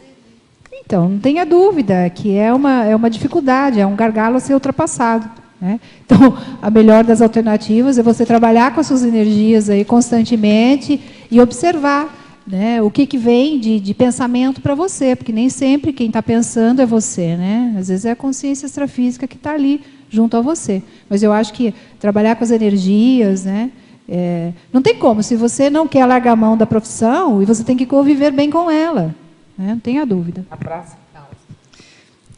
Eu penso assim, ó, a gente tem que lembrar que a ciência é neutra. A ciência em si é neutra. O problema é o uso que as pessoas fazem dessa ciência, que pode ser positivo, como pode ser negativo. Então, eu não posso culpar a ciência, o direito em si, porque ele é neutro. Agora, que há um estigma, realmente há. Ele é belicoso, eu acho que ele é um pouco belicoso, sim, quando a gente pensa no processo como meio de conquistar alguma coisa que tem, de um lado, um autor, de outro lado, o réu, e que vai ter uma decisão e um vai perder e o outro vai ganhar. Então, aí é um combate, né, que é o processo, a finalidade do processo é, por fim, a esse conflito que envolve essas consciências. Agora, o direito hoje ele caminha muito para a mediação. E na mediação, que eu acho que vai ser o futuro do direito, não tem nem ganhador nem perdedor. Há um consenso. Então, cada um abre mão. E todos, que aconteça melhor para todos, né? Esse eu acho que é o futuro do direito. Mas é evidente que a gente vai levar muito tempo ainda para chegar em função do estigma que existe. E das vantagens pecuniárias que as pessoas levam, né? Que não querem abrir mão disso. E até de ser belicoso, desses status todos. Tem gente que gosta disso. Quem sabe pior do que isso é os professores, doutores em direito. Porque aí isso tudo, sabe, aumenta um pouco mais. Eu penso que, já que ele pediu aqui a minha opinião, eu penso que tem que relevar isso, porque uma pessoa está nessa área porque ela tem afinidade. Então, ela deve fazer o melhor que ela pode, dando exemplo. E minimiza o problema do outro, embora seja um problema real, às vezes, em algumas circunstâncias, sobrepara isso e dê o seu exemplo. Que você saia do seu trabalho no final dessa vida como uma pessoa que fez a diferença naquele ambiente, naquele meio. Mudar as pessoas, a gente não muda como a Liliana falou, né? Mas a gente faz o nosso papel, faça o seu papel. E abraça o resto, exatamente, e abençoa o resto, abençoa todo mundo e faz o seu papel, porque às vezes é isso que você está fazendo lá, né? Está ali porque tem que fazer um papel. E para advogar não precisa ser antiético. Não precisa. É possível, não vou dizer cosmoético, que aí é mais difícil, mas é possível ser ético exercendo o direito. Fatologia, página 1, quarta linha. Poderia comentar o pente fino, minucioso, inicial, para identificar a mudança necessária e a eliminação de bagulhos energéticos? Esse pente fino inicial é você ligar o radar, a hora que você chega, e ver o que precisa ser mudado. Porque não tem reciclagem se não tiver as mudanças, né? Então, quando você entra no labor, no novo labor, e você se depara ali com a situação, você vai fazer um diagnóstico daquilo. É um pente fino. Né? Diagnóstico. Você vai fazer um diagnóstico de como é que está aquele ambiente e o que precisa ser mudado. O recheio decorativo, entendeu? Que tem ali, né? Porque assim, é complexo, é bastante complexo, porque você lida com pessoas, né? E aí tem aquela coisa, a pessoa não quer abrir mão de uma coisa, não quer abrir de outra. Então, esse pente fino é para fazer o diagnóstico e ver o que precisa ser mudado e você colocar primeiro as prioridades, é óbvio, né? Então, o que tem que ser mudado primeiro? Tá? E a eliminação dos bagulhos energéticos, ela faz parte desse contexto aí, né, do pente fino, porque eu vou jogar fora mesmo aquilo que não precisa. Então... É bom fazer isso dentro de casa também, né? Sim. Quando a gente muda de casa, gente, é muito bom. Porque metade dos bagulhos ficam na mudança, né? Fica na mudança. Não, eu acho que nem vão no caminhão de mudança. Então ficam, né? Então, o que eu estou falando. Nem vai no caminhão de mudança. Agora, tem uma outra questão, que é o bagulho pensênico. Esse aí é mais difícil para mudar. É mais difícil. Não dá para jogar fora assim, né? Agora, gente, vai sair um livro sobre bagulhos energéticos dentro em breve, viu? Já está aí nos finalmente um livro sobre esse assunto, que é um assunto também super importante no nosso dia a dia, que a Liliana já falou hoje várias vezes, né, em função da importância do tema. Fatologia, página 1, segunda linha de baixo para cima. Poderia aprofundar a recomposição das interprisões grupo-kármicas? A recomposição é aquela coisa, quando você encontra, como o Bruno falou, alguém ali, um tomate podre ali no meio, você tem que rever, né? Qual que é o seu papel perante ele ali, o que você tem que, de repente, auxiliar a pessoa, né? Nessa questão aí. Então, isso daí passa a ser a reconciliação que você faz, né? Com os compassageiros evolutivos aí. Então, essa reconciliação, eu acho que ela é fundamental para o seu processo evolutivo. Tá? Queria aproveitar um momentinho agora para fazer algumas divulgações. Nós vamos ter no dia 17 a 19 de outubro um acoplamentário. O tema é arco voltaico. Esse curso é dado aqui no CAEC. E os EPICONs serão Leonardo Firmato, Dulce Dal e a Lilian Zolê. Então, quem tiver interesse, o tema do acoplamentário vai ser arco voltaico.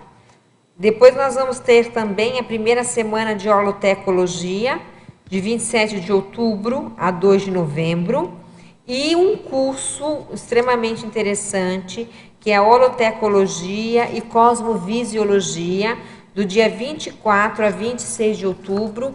Aqui, para quem gostaria de ver, tem várias palestras, eu sei que não dá para ler, mas é muita coisa interessante. A gente sabe que nós estamos terminando o hotel agora, aqui do lado do CAEC, e que o nosso próximo projeto superinstitucional é realmente o Megacentro Cultural Holoteca. Esse megacentro, ele vem para, vamos dizer assim, a cereja do bolo de todo esse trabalho da Conscienciologia, como se ele fosse congregar os esforços de tantas pessoas trabalhando na Conscienciologia. Então, esse curso ele vem para falar disso, para inserir a pessoa nesse holopensene. Eu fiz esse curso o ano passado, vou fazer esse também. É um curso, gente, que no meu ponto de vista tem holopensene de serenão. Não é menos do que isso. O nome dele do curso é Holotecologia, Cosmovisiologia. E é sobre o Megacentro Cultural também. É um curso que, vamos dizer, defasa o mental soma no sentido que você gera uma extrapolação, sabe?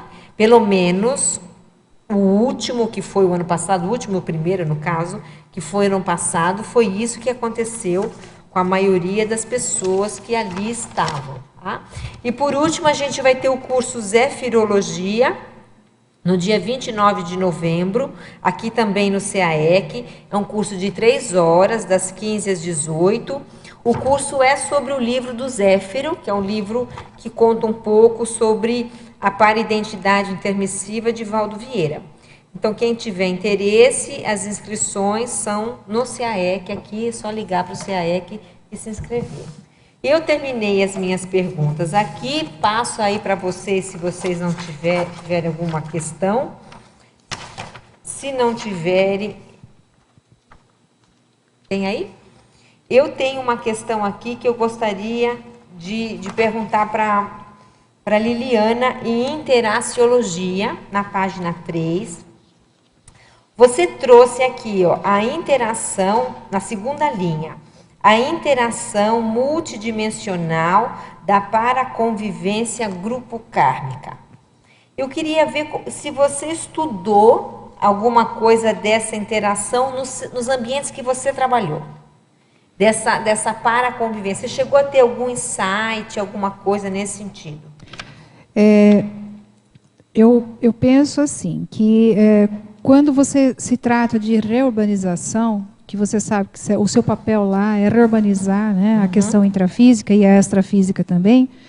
Então, essa questão extrafísica seria para a convivência com as consciências. Então, durante as projeções, não digo que isso é constante, mas muitas vezes aconteceu de eu estar no ambiente novamente, extrafisicamente projetada, junto com os meus compassageiros ali, na continuação do trabalho.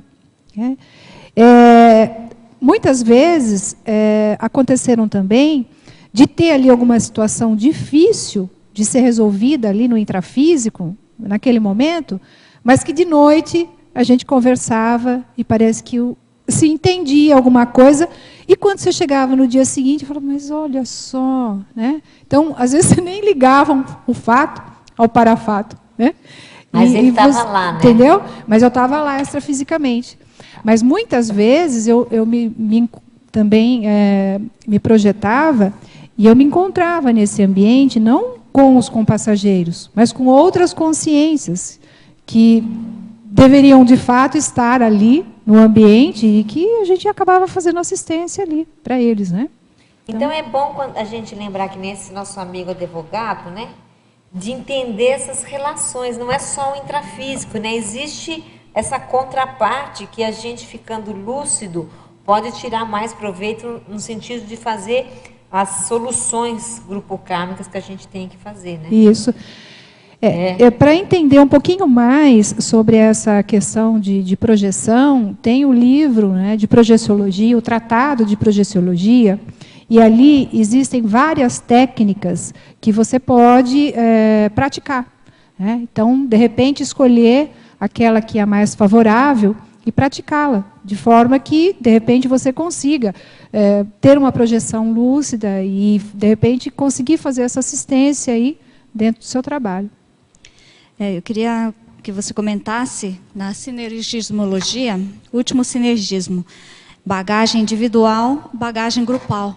Como que você faz isso? Você conversa com as pessoas e identifica os perfis das pessoas, ou você vai observando no dia a dia? E como que você faz, assim, porque são muita gente, né, que trabalha com você? Isso é um crescendo, né?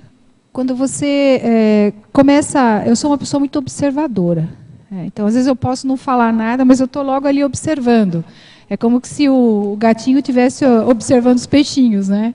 Então, eu acho que, a partir deste momento, que você vai identificando isso, você está trazendo a tua bagagem, mas a partir do momento que você começa a observar o outro, e ver que ele tem também um contexto... Isso, sim, nessa observação. Nessa observação. Eu procuro sempre puxar a pessoa por aquilo que ela tem de bom, né? Se você for mexer com aquilo que ela tem de ruim, eu também tenho um monte de coisa que precisa ser reciclada. Mas eu sempre procuro olhar para o outro do grupo e ver aquilo que ele tem de bom e que juntos, não só a minha bagagem de conhecimento, mas como a deles, junta isso, uma bagagem grupal, né? Então, dentro da Max Proex, você consegue realizar lá o trabalho. Liliana, Aqui na página 4, em sintomologia, penúltima linha, você coloca a síndrome da dispersão consciencial. Você pode comentar a relação que você faz dessa síndrome com o seu tema, que é desafio profissional? Tá. A síndrome da dispersão consciencial. Tá. Isso daí seria o seguinte: se você, dentro daquele contexto do curso intermissivo, se você programou lá alguma atividade profissional da qual seria um alavancador, né, na sua evolução aqui na próxima vida, só que chega aqui você se envolve tanto com o convencional que você, de repente, não exerce aquela atividade. Aí você vai ser um profissional infeliz, né? Então, isso daí passa a ser um desvio do rumo da sua proexis, né? Dessa desorganização aí quanto à evolução. Então, é bem por aí. Agora, Liliana, eu estava olhando aqui o seu verbete. Você tem aqui praticamente, agora nós vamos voltar, né, àquele fato do primeiro assunto nosso. Você tem aqui uma porção de coisa na estrutura do seu livro. Não tem?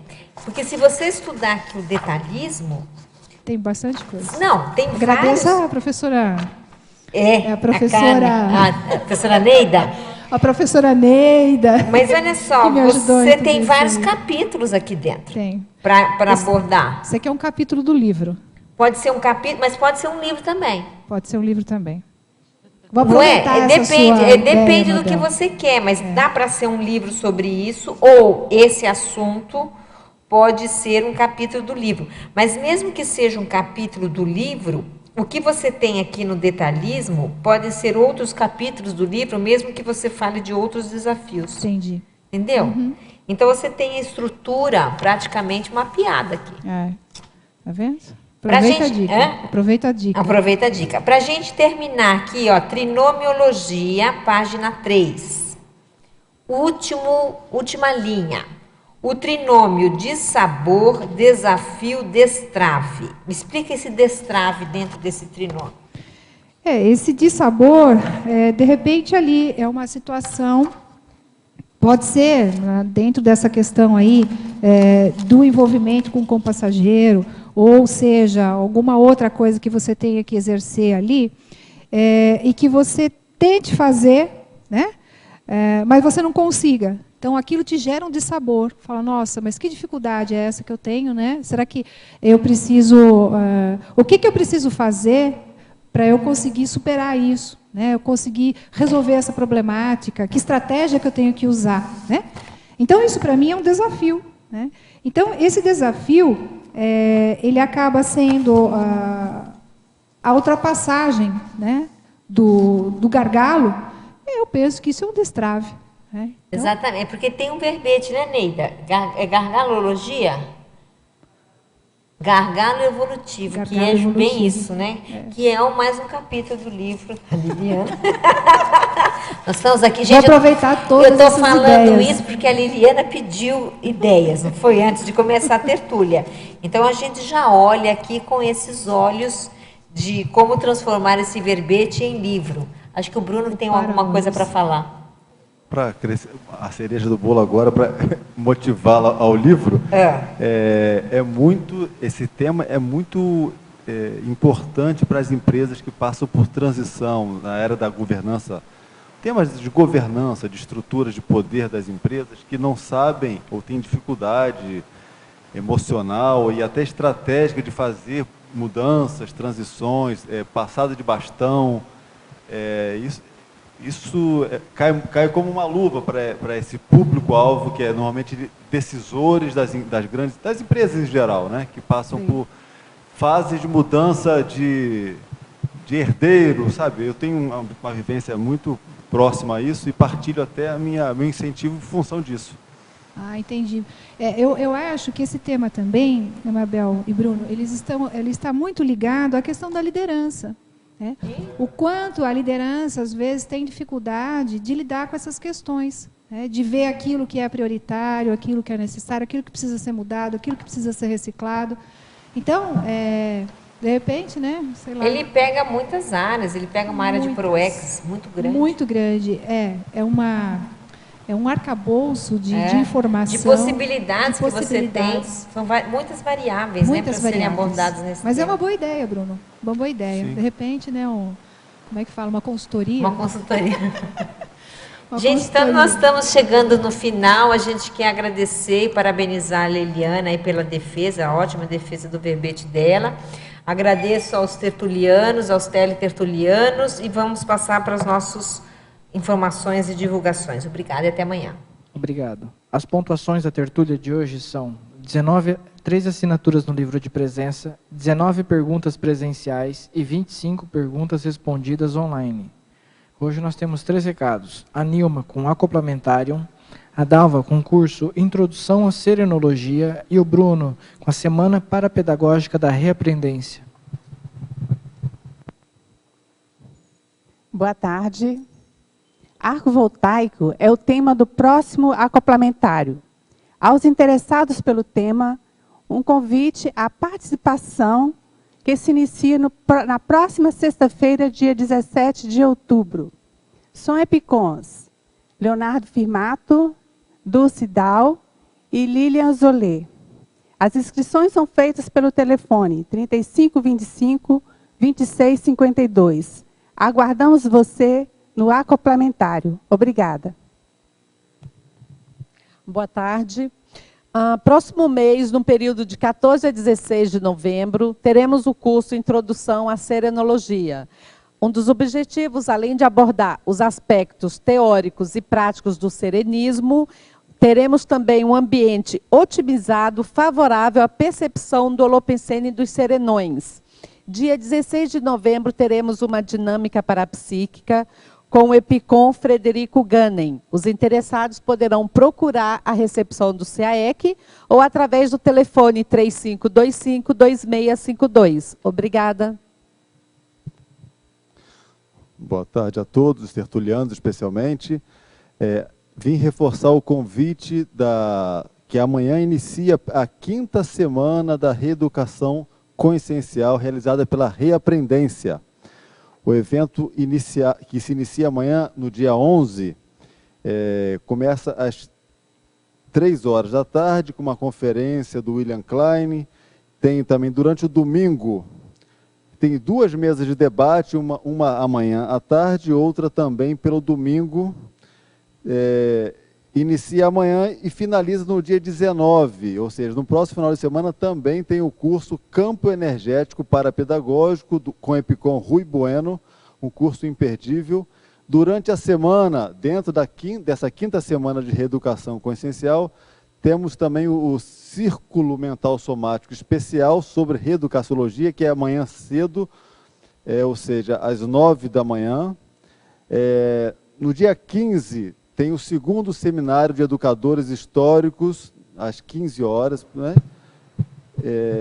E qualquer contato, informação a mais pelo e-mail contato@reaprendentia.org.br. Contato@reaprendencia, mas com T, né, no final, .org.br. Obrigado.